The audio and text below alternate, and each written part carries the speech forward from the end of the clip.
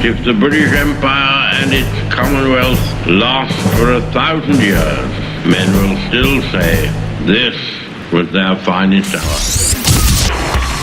We stand for Queen, country, and video games. BRB UK. Worse teeth, better accents. Hello, and indeed ahoy hoy, and maybe up to sin, because it's episode 306 of BRB UK. It's also Gamescom. I am also Dan, and that is also Coleman. Hi! Hi, how are you, sir? I'm realising as I get older, with each passing day, my voice is starting to get... Life gets more Well, there is that, but my voice is starting to get a little bit more gruff, and I like every passing day I'm beginning to sound more and more like my father. Well, I've had to become, very okay with just realising I am turning into my dad. I think everyone who's ever met... a lot like your dad. Yeah, exactly. Everyone goes, yep, definitely no milkman involved there. Definitely, those two definitely related, and we sound identical as well, which is very troubling. We have no Tim. No Tim? Where is Tim? He's still poorly sick. Really? Yeah. He should be back next week, hopefully. What's up with him? He's got hebitis. Right, hebitis. Or yeah, it's it affects infectious central, mononucleosis. It affects the central nerve hibs. Oh, I can't even make. It's a hard one to jam into random words. It's just poorly. It is. I'm trying to think if I can. I'm trying to think of brain structures which I can get. Cerebellum? No. Cerebellum? No, that doesn't. I'll get back to you on that. It's a hard one to do, and also there's not many diseases that affect the brain that you really want to make light of. No, not really. Well, there's not that many, unless it's something to do with, like, your knob falling off. I'm just trying to see if there is... Oh, there's Hibbs disease. Is there really? Oh, no, it's really not cool. Oh, okay. It's a form of lupus. You don't want that. We'll have him back next week anyway. Yeah. Gamescom. Yeah. Yes, Gamescom. Oh, there's been lots of things that have made me excited. Other things that have just passed me by. But generally, it's quite exciting times. And do you know what I am most excited about? What are you excited about? I am most excited about Diablo 3 on the Switch! Yeah! So for some of this is Gamescom news, some of this is just the regular news, and I've just kind of mashed it all together in one big, massive block. So, yeah, Diablo 3 on the Switch, this was announced just after we finished recording, actually, last week. It was, actually. In Nintendo's style of doing its own announcements slightly ahead of other people's big announcements, which I'm all for. Don't get me wrong. It's all good. But yeah, Diablo 3, Switch, amazing! Yeah, and this was announced, this was rumoured for a good year before the actual announcement as well, so it's nice to see that's actually a thing. And they've guaranteed 60 frames a second, even in handheld mode as well. Ooh, that would be nice. Yeah, I thought you couldn't see 60 frames a second, Coleman. Says. No, I didn't say that. That's Tim. I said it depends on what the game is, whether it affects the game or not. So, if in Diablo, it definitely does. So yeah, this is going to include all the stuff that you can get at the moment in the big packs of Diablo. So you get the Reaper of Souls expansion, the Rise of the Necromancer pack, and then all the content updates that are currently available, including all the recently unveiled theme seasons. And true to form with these Nintendo Switch ports, there's going to be a bunch of Nintendo-specific items as well. Excellent. So you too can eviscerate Kirby. Some kind of Kirby Diablo hybrid. Yeah, exactly. That'd be awesome. Well, no, because there's like in Diablo 3, there's like Whimsy Shear. Yeah.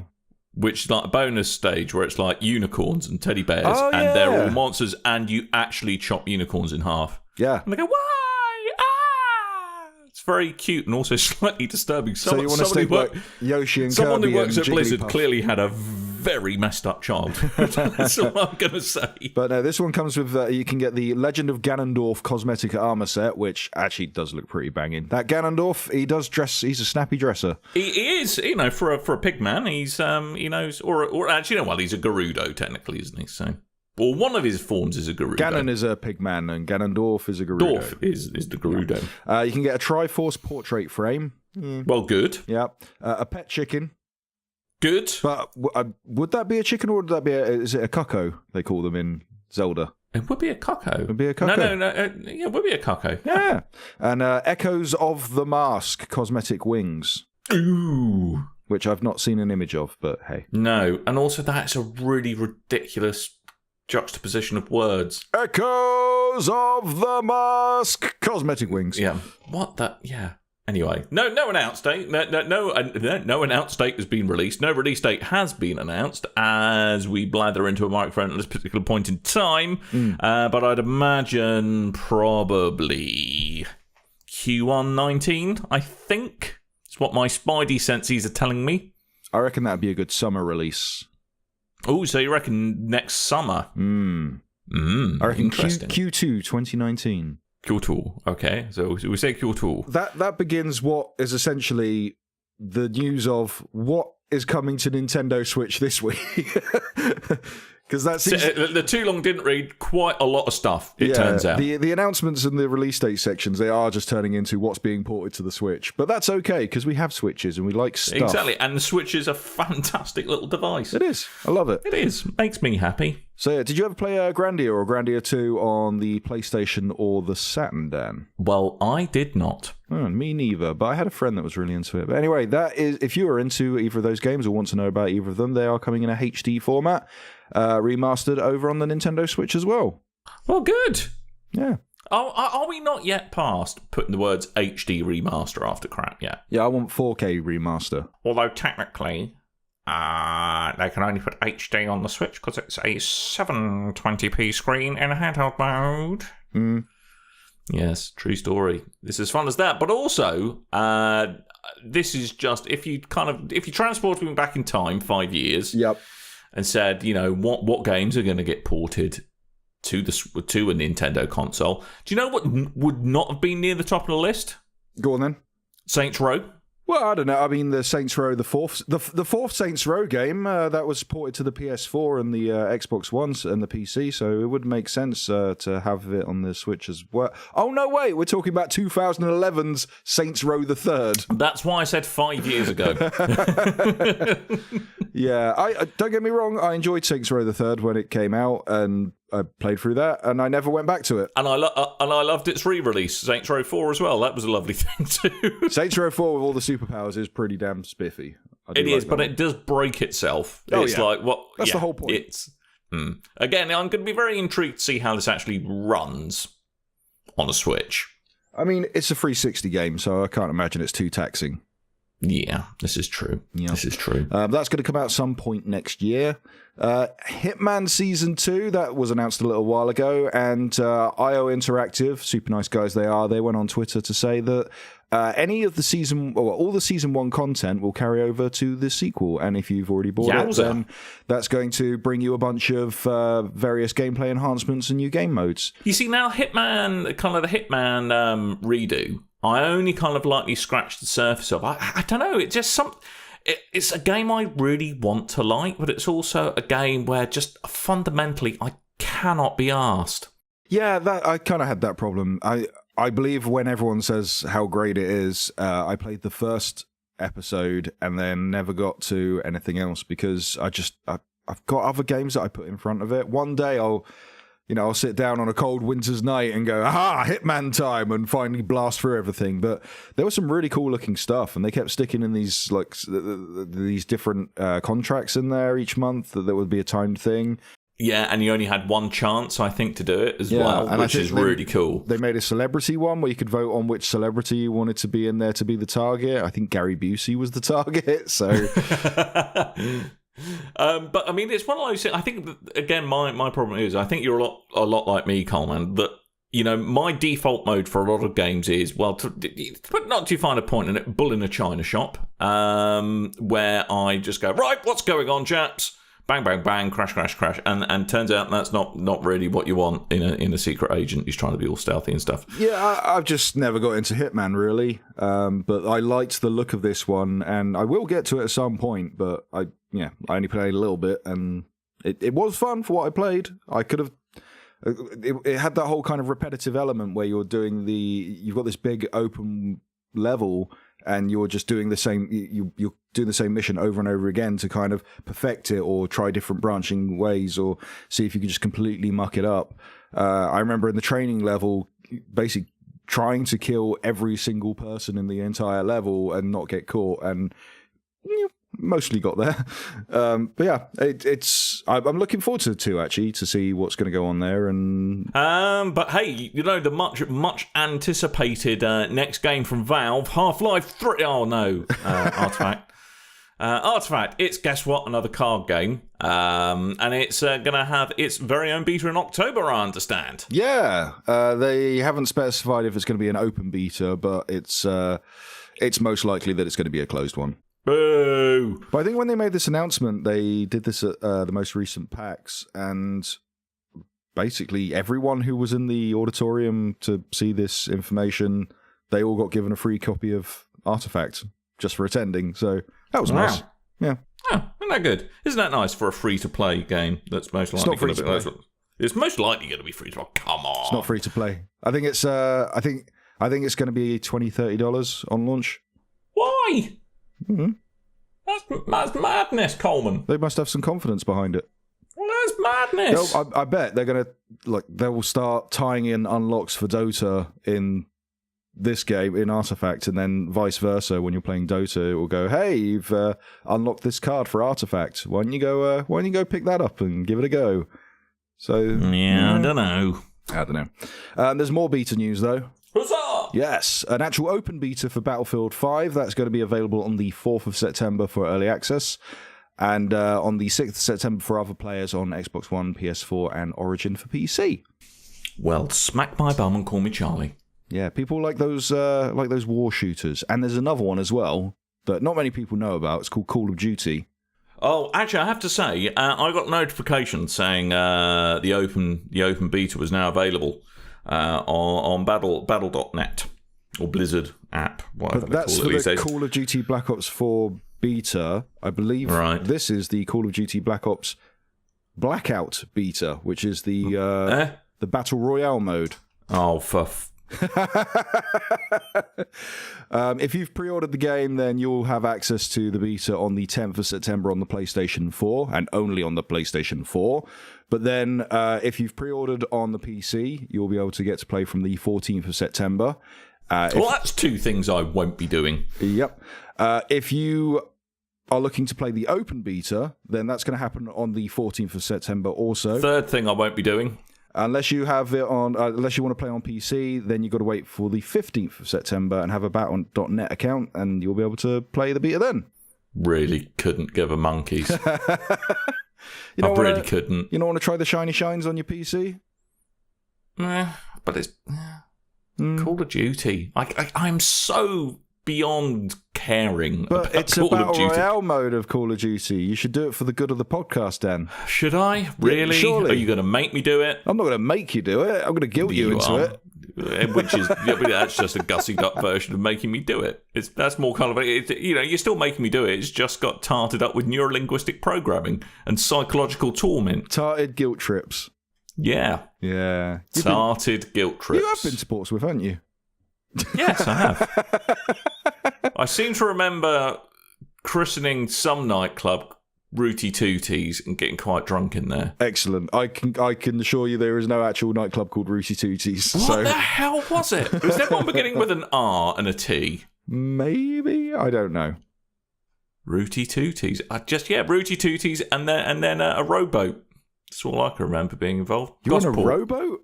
Yeah, you went on the night ferry to Gosport? Yeah. Yeah. That doesn't exist anymore. It's a much bigger ferry now. Boo! It's not fun. Fun little fact, I was in that tiny little boat with the outboard motor to get the night ferry from work, and that's when we had one of the heaviest snowstorms ever. That was fun. Did you pretend you were on the Titanic and look out for icebergs? I threw a necklace over the side, very feebly. That's just random. Yeah. Why? Heart of the ocean, Dan. Oh. Nice. Anyway. Very good. Anywho. Right, a couple of game announcements from Gamescom. There was 3 that I thought were particularly interesting. Slap me round the face with them then, sir. THQ Nordic, they've revealed a new installment of Desperados. If you don't know, Desperados was a title back in 2001. These are tactical games set in the Wild West, and this is going to be Desperados 3 coming to PlayStation 4, Xbox One, and Steam. I've always thought that Desperados sounds like, like kind of a kid cereal from the Wild West. Desperados is a beer that's flavoured like tequila. Oh, God, no. Why would you do that? Long time ago, the only store that had any kind of beer near me used to sell those, so I'd buy them for drinking on this here show. Was that underage drinking, though, Coleman? No, as well as recording this. Oh, Jesus. We drove you to that kind of drink. I'm back at my old flat, yeah. Yeah, Jesus. There's one that I'm really excited for. Supermassive Games, them who made Until Dawn, and then a bunch of subpar VR games, but particularly they made Until Dawn. They've announced a new horror series called the Dark Pictures Anthology, and that's going to. So each game is going to be an anthology with a new cast of characters that are going to tie into each other.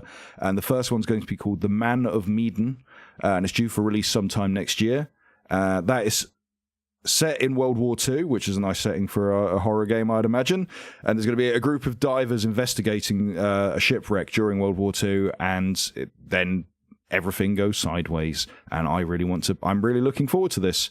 And intrigue kicks off. There's that kind of thing I think Tim would quite like that as well. Yeah, assuming, of course, there's some frame narrative, because he loves a bit of frame narrative. Tim really got into Until Dawn, so I can imagine this would be one for him as well. And Until Dawn, Supermassive with Until Dawn, they've proved they can do Telltale games better than Telltale. So, well, I think that's quite true for a lot of things these days, sadly. But so that one's going to be on the PC, PS4, and Xbox One. So it's not a PS4 exclusive this time. No release date yet, but sometime in 2019 for the first, The Man of Medan. Man of Medan. It's a good job I'm not, because I'd be the Dan of Deeden. The Dan of Deeden. Dan of Deeden. And I'd be the Coleman of Sweden. You could be. I could. What would Tim be? The Tim of Teeden. Tim of Deeden. Tim of Deeden. Tim of Deeden. Tiny Tim. Dan, I want to say 2 words. The Settlers. Can I say 2 words? Yeah. Oh, really? No. Settlers. Settlers. Okay. I'm part meh and part excited about this announcement. I think that's kind of what my feelings were about it. That's what Settlers is. That's exactly what Settlers is. Blue Byte and Ubisoft, they're working on an 8th game in the Settler series that is going to be called The Settlers. Wow, the originality is frankly astounding. Yeah. So this is going to be made in Snowdrop Engine. It's going to release sometime next year, fall 2019. And there's a cinematic trailer currently, but nothing else is known about the game. What I am excited about is they've also announced the Settlers History Collection, which is a compilation of all 7 games in the Settlers series, modernized for today's PCs. Really? Yep. And currently, you can get the Settlers, the first Settlers game on the Uplay store right now. Really? Yeah. Oh, blimey. Yeah. And that excites me because I used to play the holy hell out of Settlers. Hey, fun fact, you know what it was called in America? Settlers. Oh, jeez. It was called Surf City, Life is Feudal. Don't know why. Oh. Just was. Maybe the Settlers was too tedious for Americans. Oh, like the serfs. Right, I got it now. Yeah. I got a very different picture in my head of surfers in Settlers. What a bit Hawaii Five-O is what you were going for. Bookham Dano and all that shit, right? Like bruh, your windmill's on fire, dude. Dude. Lastly, something that sounds more exciting than it actually is, but Microsoft have revealed a mobile app for Xbox Game Pass that will be available Why soon. should I give a monkeys? You shouldn't really, because I read that and went, ooh, are we getting like the Steam Link mobile app? No, we're not. It's a mobile app that allow you to manage a Game Pass catalog, install games directly from your Xbox One, and manage your subscription, in addition to a number of other features, none of which were really worth noting down right now. I don't know if this is the sign of something bigger coming with the mobile platform? Because can you use Game Pass on PC, or is it just Xbox One? You can, yeah. I mean, just as long as it's been released on both. For example, Sea of Thieves, you can get on Game Pass on PC. Horizon or Gears of War or something. Yeah, I think so. But it's all it's quite patchy on PC. It's certainly nowhere near the kind of the awesome value that it represents on Xbox One. But there's still some cool stuff out there. Yeah. Interestingly as well, with this announcement, they said that the next big game to come to Game Pass is going to be the Master Chief Collection, which should be fixed by about then, I think. It only took them 5 years. I bought that, and I have never switched it on.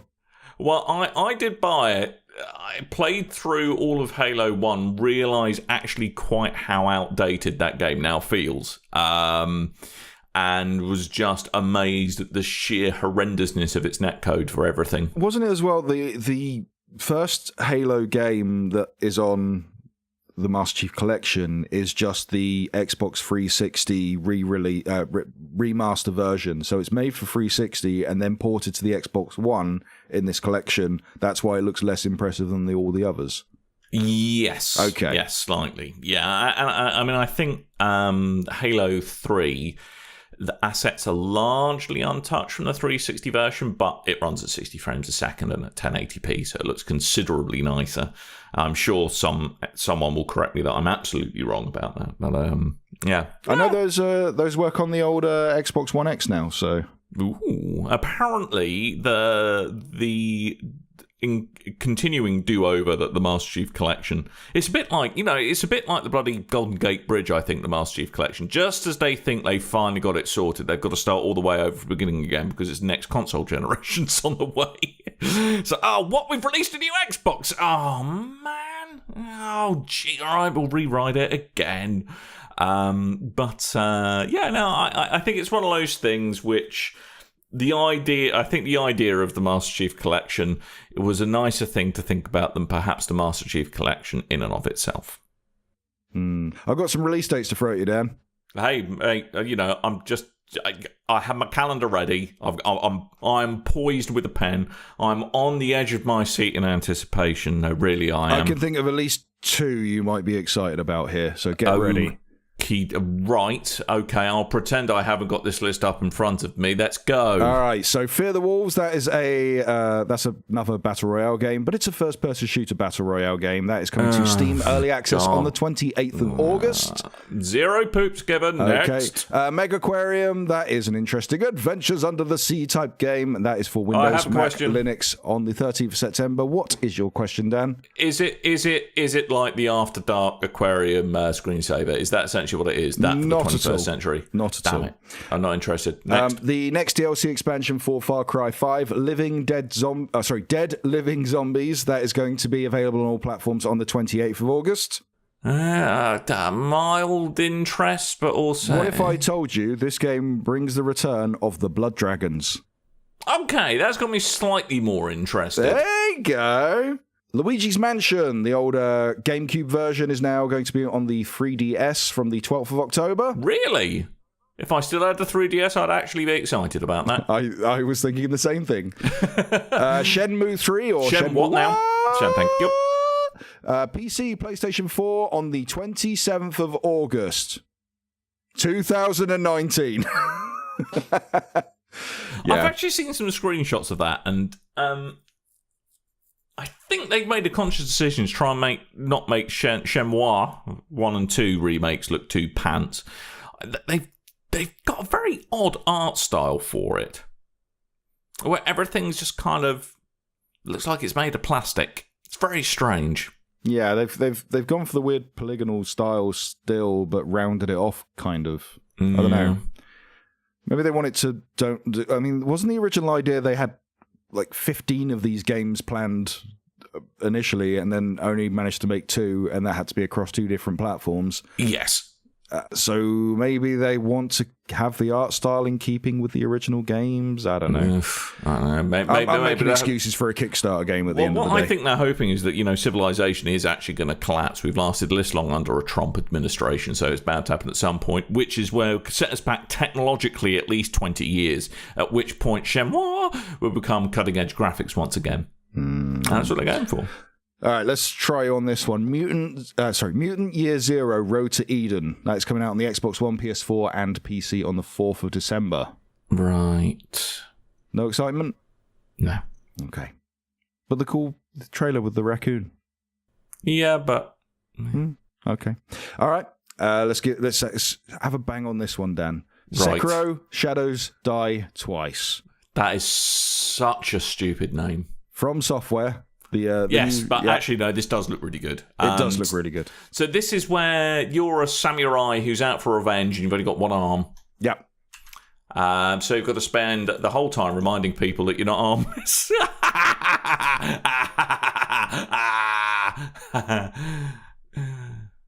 I make my brain sad sometimes, Coleman. That was funnier. PC, PlayStation 4, Xbox One on the 22nd of March. This is Activision joint with From Software, so that'll be interesting. Wowza. As in, hopefully in a good way, not like a Spike Lee joint. I can tell you there is a special edition with statues and stuff. There is. So of course there is. Devil May Cry 5, who had a very strong showing at Gamescom as well as E3 this year. Xbox One, PS4, and PC on the 8th of March 2019. Splendid. Yep. Nintendo Switch, they did a indie highlights reel, which showed 16 games off. Some that are out now. Whole bunch of awesome in this, I have to say. Some that are coming, some that are out now, some that don't quite have release dates, but it's close. So we've going down the list. We've got Nightcall coming out in early 2019. Splendid. Monster Boy and the Cursed Kingdom from the 6th of November. Double splendid. The Gardens Between, 20th of September, which I'm really excited for that one, actually. Streets of Rogue, which it's a cleverer title than the actual game itself. Winter 2018. Right. I'm trying to remember if that was meant to be 19. I just typed it out wrong. I'm assuming I got it right. I'd say 18. Bad North, out now. AKA South. You're rubbish at being North because you're South. You're South. You're bad North. Moonlighter, autumn 2018. This War of Mine, November 2018. Actually, do you know what? Bad North is also Nolan North's porno name as well. Bad North. Bad North. Children of Mortar, that is early 2019. Everspace, December 2018. I'm going to be really interested to see how Everspace comes out. Actually, yes, isn't that recently super reduced on PS4? Yes, and it's also on Steam, so it's like kind of a kind of cockpit based space shooter with surprise roguelike elements. Cool. But no, I think it's been fairly well received. It runs on Unreal, which is probably why it could be ported quite so easily to the Switch, to be honest with you. But yeah. Okay. Baba Is You, autumn 2018. No, I'm Dan. Oh, sorry, Baba. Slay the Spire, early 2019. Windjammers, 23rd of October. Oh, Giant Bomb will be happy. And the newly announced Windjammers 2, coming 2019. Oh, that's going to be a disappointment. And interestingly, I don't know why this wasn't like a launch game, because this is a perfect fit for the Switch, but Terraria, coming out 2019 sometime. Are you definitely sure that wasn't already out on the Switch? I thought it was, but apparently not. I could have... Maybe it was out on Wii U, and I'm just getting confused. Oh no, it was out on the 3DS. Ah, okay. But yeah, that would be a fantastic fit for the Switch. I'd also like to see Starbound on the Switch as well, which is very similar to Terraria, but it's a bit more sci-fi-y. I remember. I do quite like Starbound. It's a good game. That was Chucklefish, wasn't it? It was Chucklefish. Ah, okay. Prison Architect, the Nintendo Switch edition, that is out now. If you like those games, then you know what you're in for. That seems like a perfect fit for the Switch as well. And the excellently named Morphe's Law, that is out now as well, which is a... Have you seen this before, Dan? The shooter? I have briefly seen some trailers, Yeah. So it looks like, well, you've got to shoot things to get bigger. It looks a bit strange. It's an arena shooter where the more times you are shot, you're taking on more damage, but you become larger, which makes you a bigger target, but it gives you a better vantage for then shooting back the other person. Right. That sounds bonkers enough that I need to pick this up.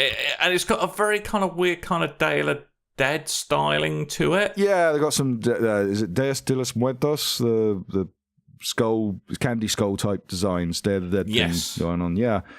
It looks interesting enough. I saw a trailer for this a long time ago and went, yeah, I can't wait for this. When's it coming out? Don't know. Hasn't even got a name. Okay. Sounds good. Good. Let me know when it's got a name and I can find it on the internet. Brilliant. Yes. But some things that are out right now, well, a thing that is out right now is Warframe. That's been out for a while, in fact. I really thought you were going to go for a knob gag. The thing that's out right now is, I need to do my flies up. It's my old Warframe. Johnson. Yeah. This nice. has been out for ages. It's coming to Switch at some point next year as well. But they've received, so as they do, they keep updating this free-to-play third-person shooter, and they've added in a fighter. Why? I don't know. They've made a free arcade fighting minigame called Frame Fighter. Which, to get hold of it, Dan, you can access by visit. See if I can get this right. Someone who doesn't play Warframe, so get ready.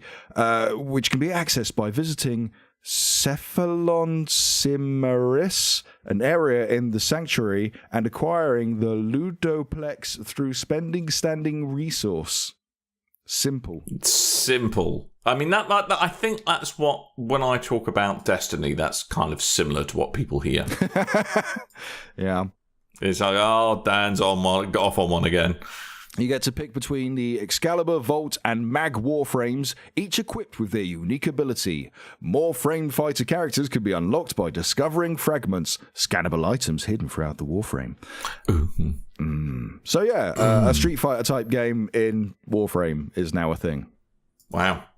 Is this game going to expand to just become the game of all games? Next, they stick a kart racer in there. Well, I don't know. Loads of people absolutely love Warframe, but I've kind of slightly struggled with it. I don't know. There's just something about it. It doesn't grab me. It sounds like something I should absolutely love. Yeah. But I don't know if it's the art style. I just don't find that appealing, because the art style is chuffing weird, let's be honest. I know a lot of people jumped from Destiny to Warframe, and again with Destiny 2. Wash your mouth out. Well, it's true.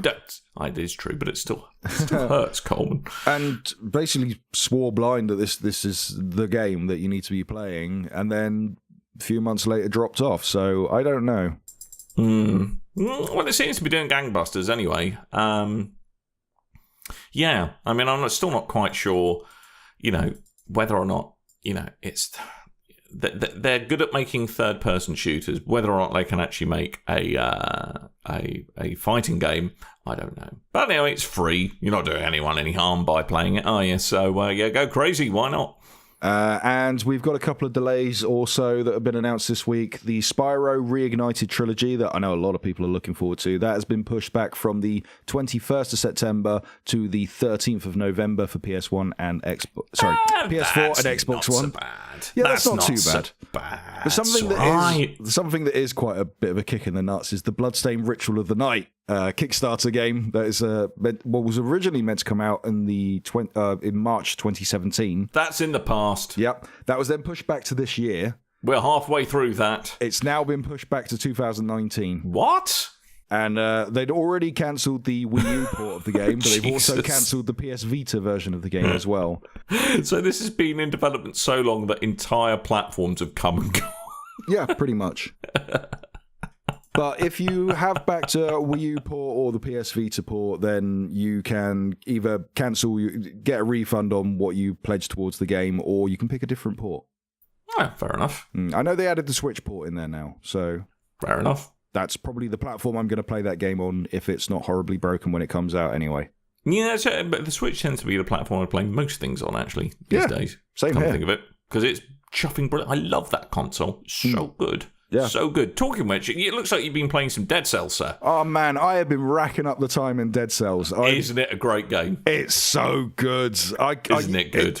I knew when I played this 2 years ago and when... There's something about this game that I know I love, and I shouted it from the rooftops and kind of people went, I'll check that out. And then I think like some bigger names covered it, and everyone went, oh, Dead Cells, looking forward to that.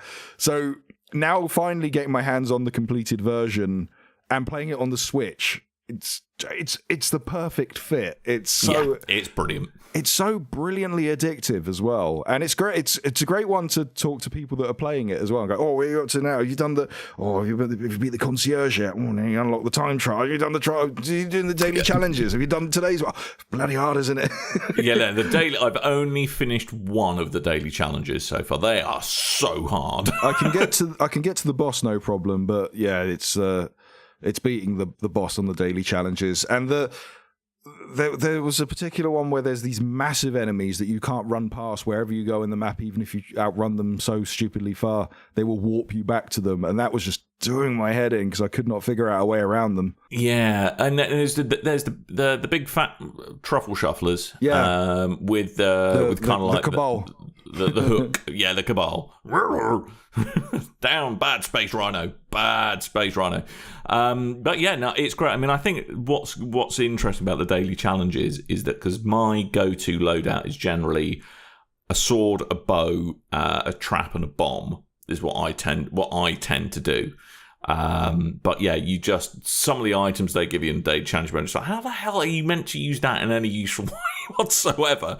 So it's all about finding the critical path where there's always items that kind of synergize with one another. So like one that will set enemies on fire, and then one that has bonus damage to enemies that are bleeding or on fire, and then all of that stuff. So it's all about trying to work out where all the items you need are. But it's great. It's such a good game. It is such a good game. It's so good when you get that combination and you find the right groove. I think the longest I've managed to survive is like 50 minutes, but it's so exciting. I love it so much. And the defaults weapons that I go for some form of melee sword or gauntlets or something if it's an exotic. I go for a freeze blast, so I can do that whole combo of freezing and then just killing everyone when they're stunned. And then for the throwables, I go for a trap and a turret, and that's been getting me through just fine. That's my favourite combination so far. Yeah, it's good times. It is such good times, that game. But yeah, don't sleep on Dead Cells. It's so good. Yeah, it is really, really, really, really, really good. And it is, the version on the Switch is quite expensive compared to other formats, but it's totally worth it. Yes. And I think the Switch is the best way to play it. I think because it is the pixel 2D style that we've seen done to death now, but there's something different about it to things that have come close. I mean, it's a Castlevania, a Metroidvania mixed in with a Souls-like essentially, but there have been Souls-like games out there that just feel like they're kind of imitations rather than the same their genre. Own thing. Yeah. Like Salt and Sanctuary, that was close to feeling like its own thing, but it got to a point where it just felt like you were playing a Dark Souls or a Bloodborne or something.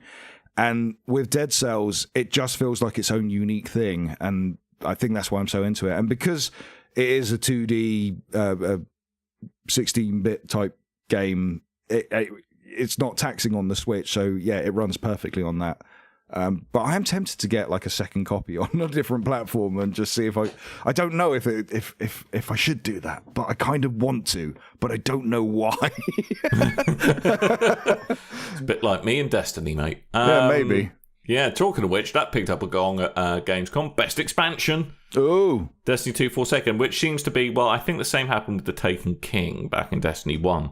And the general trick is make the vanilla version of the game with some considerable room for improvement, then make good on that room for improvement circa Gamescom, get an award. I haven't played Destiny since launch day of the last DLC. So, since Warmind. Yeah, I fell right out of that game. Yeah. I mean, Forsaken looks like it's going to be all right, actually. I think it's okay. Obviously, I've got my pre-order in because, why wouldn't I? But yeah, it's going to be, again, I think it sounds like it's going to very much be like the Taken King equivalent, where they've kind of rebooted the game to quite some degree. In fact, if anything, they seem to be determined to slowly turn Destiny 2 back into Destiny 1, which is probably not a bad thing, to be honest with you. But I just have a problem when it's, you buy the full price game, then you buy the expensive expansion, then you buy the second expensive expansion, and then they go, okay, for the next one that's going to fix everything, we're going to charge you the full price of a game again. Yeah, no, it's not great. It is not great. But I mean, they seem to be sticking to their guns with taking a darker narrative tone to it, which I think is probably good. Cade's like really properly dead. He's really dead. He's dead. He's dead. He's completely dead. He's dead. He's not even the right voice actor now. That's how dead he is. That's how dead he is. Exactly. Yeah. I don't know. When I see Destiny and out of habit, I want to go, I should be picking up the expansion. But at the same time, Spider-Man, Red Dead Redemption 2. Yeah, there's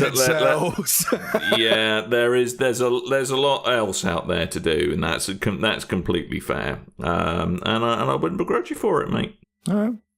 Have you played anything? Yeah, but the only other thing to come out of Gamescom, which I think we'll save talking about for another time, but is Nvidia did announce their new series of graphics cards for PC. Which are often, that's kind of like a hint of where things are going, certainly in the console space over the next couple of years. But I won't bore you too much. But essentially, the big fancy thing is real-time ray tracing. Now, excited? I knew you would be. That was wasn't that something they used on the Amiga? Well, there was a popular, I think, 3D modelling package on the Amiga, which, did kind of its big show-off thing, was ray tracing, but this is all in real time. Oh, okay. And kind of promises to bring kind of, much better lighting into games, more realistic environments, but it's, it's the first generation of this tech. Not all games are going to be leveraging it. Its performance in these new graphics cards' performance in existing games isn't, certainly the leap up isn't worth the price tag, is what a lot of people feel. So the cheapest one is 500 quid. Then it goes up to 800, then it goes up to 1100 quid for a graphics card. Okay. Isn't there as well, if you want it day one, there's an extra charge on top of that? I think there's like the founders editions which have some, which run slightly faster. But yeah, it's I think the technology sounds cool, and certainly some of the demos that they've shown where that's really impressive kind of reflections from kind of environmental effects. And it's one of those things where the difference is quite subtle, but it does kind of really help levels of realism. But I think it's gonna, don't jump in on the ground floor on this one unless you're absolutely jonesing to have the latest and greatest. But I think, kind of the 21 or 22 series of graphics cards, so like in a year, 2 years from now, they really will have honed it well, and I wouldn't be surprised if this kind of tech shows up in kind of whatever the successor to the Xbox One is. I don't know if rumors are to be believed, the PlayStation 5 hardware is relatively locked down potentially already, but yeah. Okay. So I don't know if it'll be on that. But yeah, so I'll read up more about it because it's still kind of really hot, fresh news. So yeah, but that's another big story to come out of Gamescom as well. Okay. I've got a new game, Dan. All right, what's your new game, Coleman? It's called Vroom Kaboom. Oh, Christ, right. What do you do in this doubtless highly cerebral game? Well, let me before I actually talk about the game itself, let me tell you why I'm playing Vroom Kaboom. Why are you playing? Is it Vroom or Varoom? Well, it's not VR room, it's Vroom. So Vroom Kaboom. Okay, right. So I saw this a while ago through a trailer and some screenshots, and it looked to me like a kind of Demolition Derby type game that I was very excited about. Right. So I put my name down for one of them their review copies, and what turned up was a very different game to what I thought this was. Very different in a good way or in a bad way? Depends how you view it. Okay. Mine, not a very good way. This is kind of a weird mishmash of deck building, tower defense, MOBA, and vehicles. So it's set in a what looks like a kind of post-apocalyptic wasteland, and your vehicles are represented by cars that you lay down, and when you lay down a car, you then have a vehicle, not just a car. It could be a motorbike or a tank or other things. I was gonna pull you up on your outdated views of what vehicular transport is. It's not just cars, Coleman. Yeah. So when you put it's down not the 50s, goddammit. All right. When you put down one of these cards, then that vehicle spawns on the road in front of you, and then you're either driving that vehicle, or you can go back and let it ghost itself and put down another card for another vehicle instead, with the idea of either ramming or firing at a target. So when you begin, there's kind of 2 fortresses that have a particular shield level.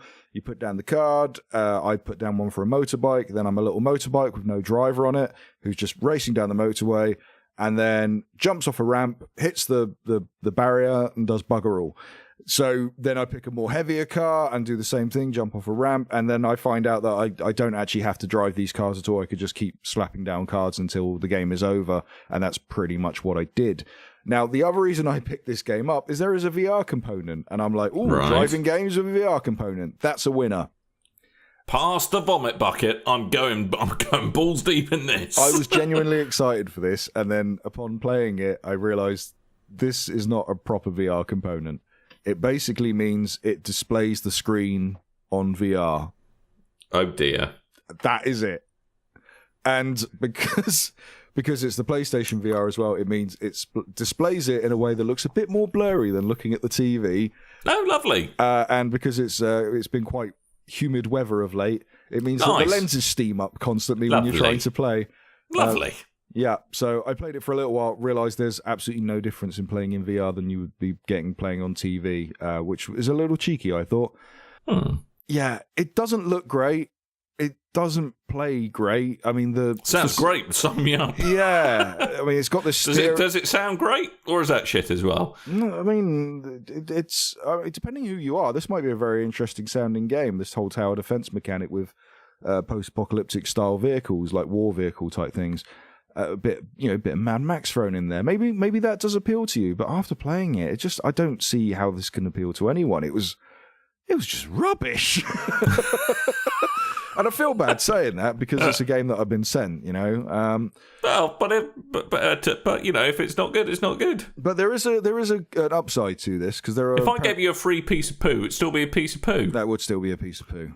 Exactly. So just because it's a free piece of poo doesn't mean that, you know, you should feel obliged to stare at it longingly and compliment its fruity aroma.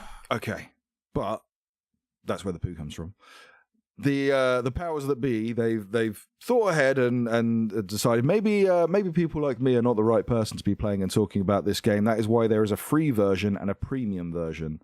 Right. So I'm playing the premium version. You can go in on a free-to-play level and play this game and see if it's for you, which it might not be, but maybe it is.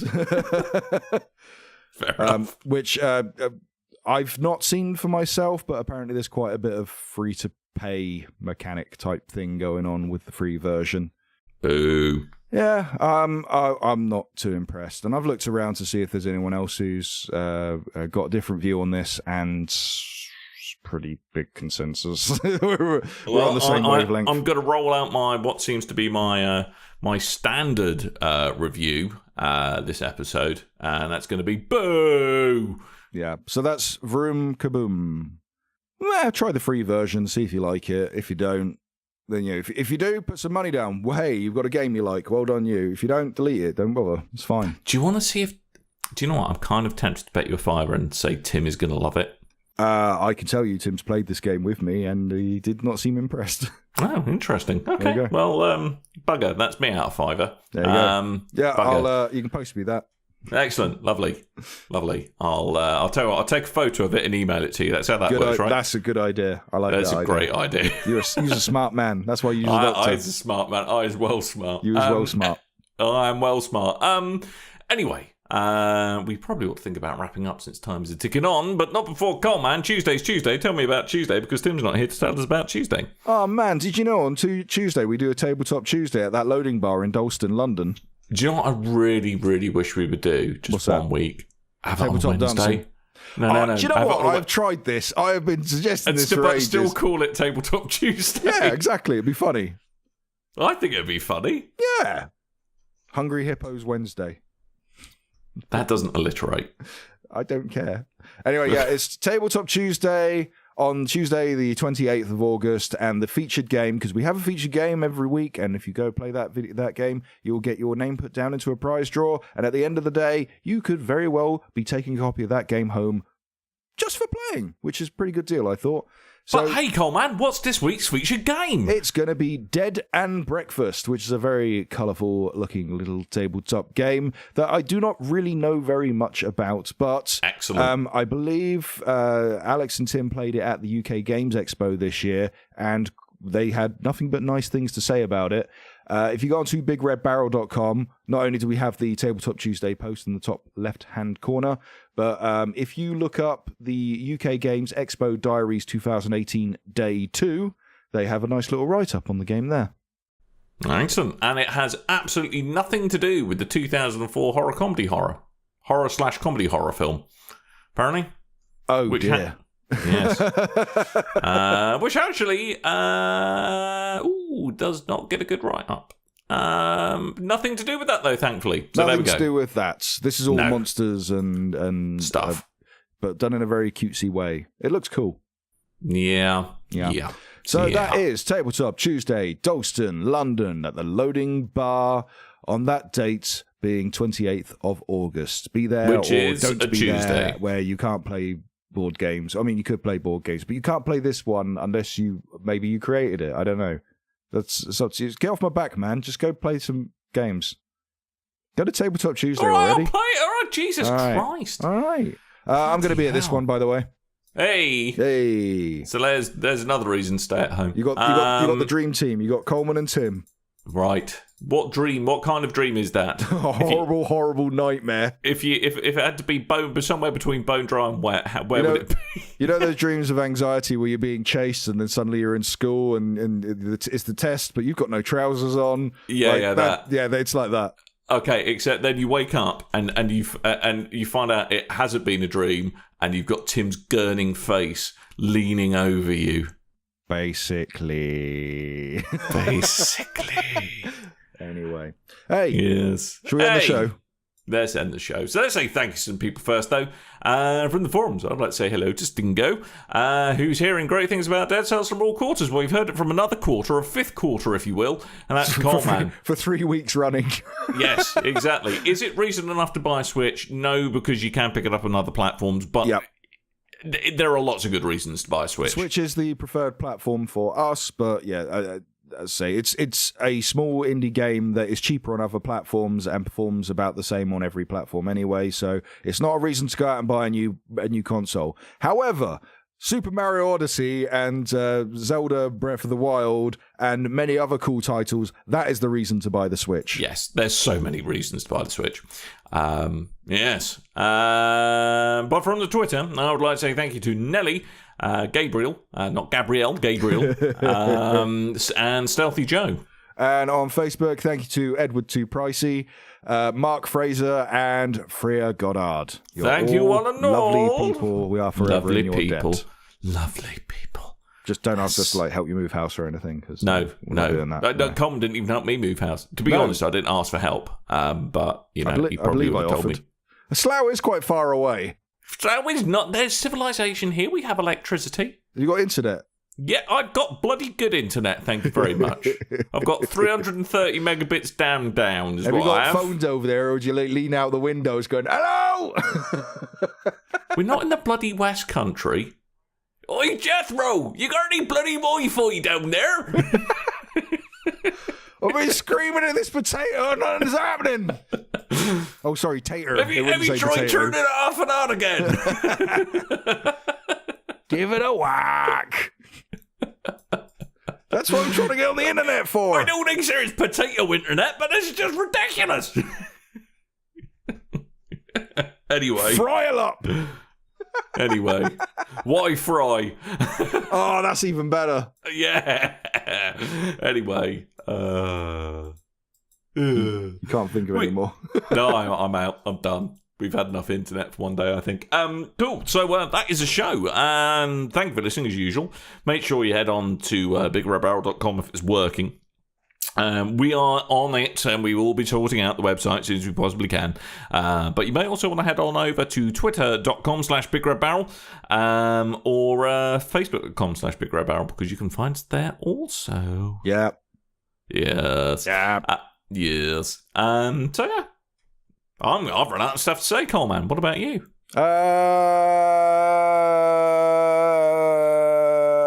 Life is a struggle. Death is inevitable. Every day we become our parents. That's all I have to say. Wow. Yeah. Wow. Well, thanks for the uplifting final thought. That's all right, buddy. That's great. Now, Jerry Springer would be proud. Yeah, I know. Now I just want to end it all, Coleman, after you cheering me up like that, I think.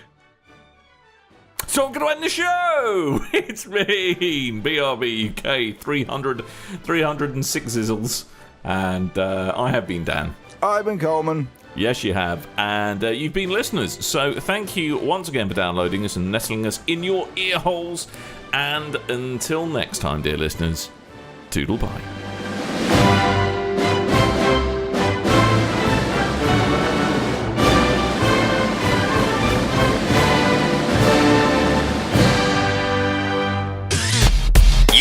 And your ears are quite welcome. For the podcasting goodness that you just heard. Why not roll on over To BigRedBarel.com for more podcasts, news, reviews, and videos from the biggest, reddest site on the internet. BigRedBarel.com.